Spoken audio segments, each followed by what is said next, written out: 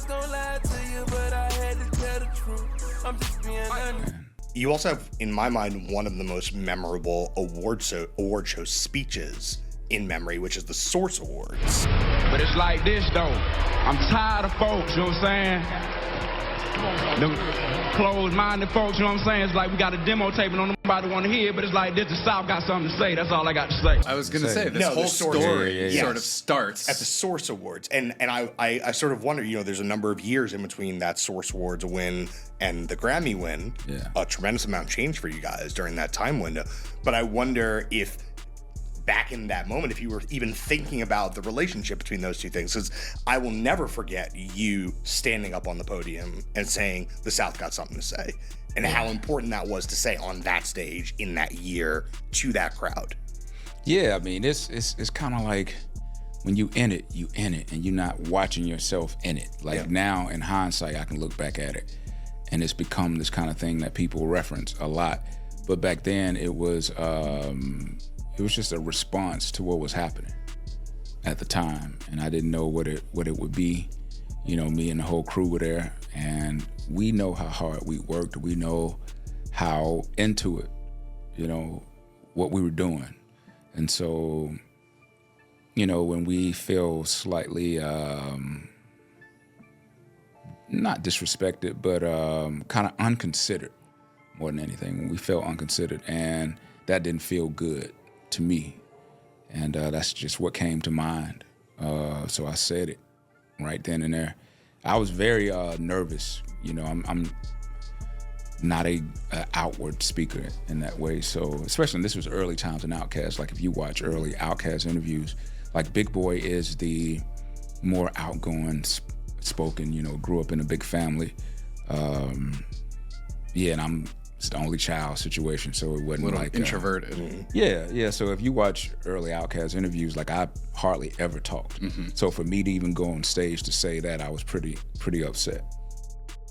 Bang. Straight from the desk of Andre 3000, aka Andre 3 Stacks, reflecting on the 1995 Source Awards when OutKast won Best Group, and let everybody know South got something to say. And the South had a lot to say, right? We found it out for the next 20 years. But not only did Andre 3000 take the stage, it was the same night of Suge and Snoop. You don't want this extra producer all in your video, dancing in the background. Come to Death Row, right? And y'all lucky. The only reason why Pac wasn't there was because Pac was locked up at the time. For the youngers who don't know, the history lesson for y'all. And every time we get an Andre 3000 interview, we look for an Andre 3000 rap album. Like it's at the top of hip hop's wish list, Christmas wish list, right? You got an Andre 3 Stacks solo album, rapper, right next to an OutKast reunion album, right? Will we ever get it? I don't know, but it's good to see him back doing interviews, and he's been nominated for his Flute album for Album of the Year at the Grammys, so maybe, just maybe, it'll get him back in the rhythm.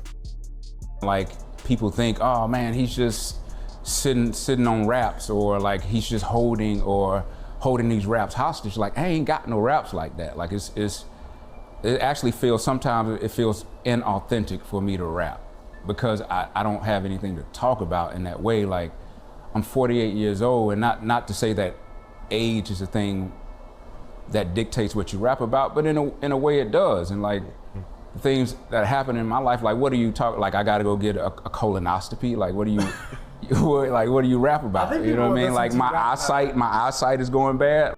That's real, but I'd like to hear him rapping about those things, to be honest with you, right? Nas does it, King's disease. Nas is rapping about gout and all kind of high blood pressure and all kind of things that middle-aged black men need to talk about, right? To be honest, right? Perfect. I'm just being real.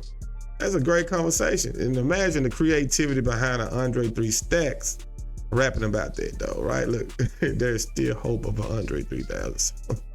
Like, people are still keeping the hope alive. These are new tweets. We want something, Joe. Just give us like, and then like the Killer Mike verse was an old verse from what, 15 years ago or something, 10 years ago? So that wasn't new. And as dope as it was though, it felt like it was new though, right? But yeah, will we get an Andre 3000 rap album? in the future. Like, right? With all things being revealed. Let's reveal that. Y'all let me know what you think of what he said about the 1995 Source Awards, where he took the stage and was at the beginning of the South takeover, right? For the next 20 years or so, right? Let me know what y'all think, and I'll keep y'all posted in the news. Chill.